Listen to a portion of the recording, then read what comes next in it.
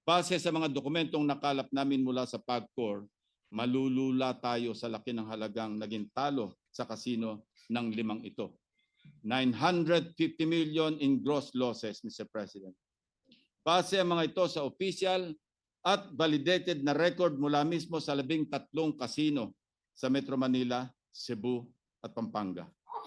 Halimbawa, itong si former Assistant District Engineer at OIC, District Engineer Bryce Hernandez alias Marvin Santos de Guzman, mayroong combined gross losses sa mga kasino na 435 million pesos.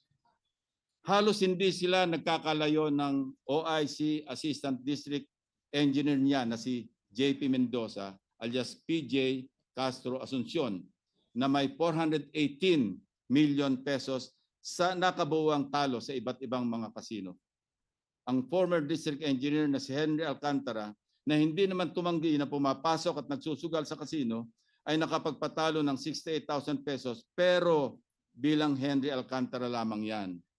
Ang mas malaking bulto ng kanyang talo habang nagtatago sa kanyang alias na Joseph Castro Villegas ay tumataginting na 36.7 million pesos in gross losses.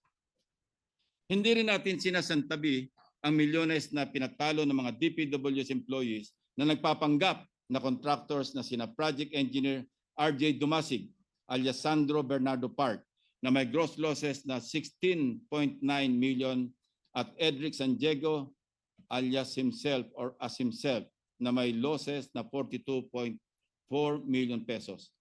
Akala siguro ng mga ito ay maaari silang manatiling multo o incognito. Ito ay isa lamang sa tambak na pagkakamali nila, Ginoong Pangulo.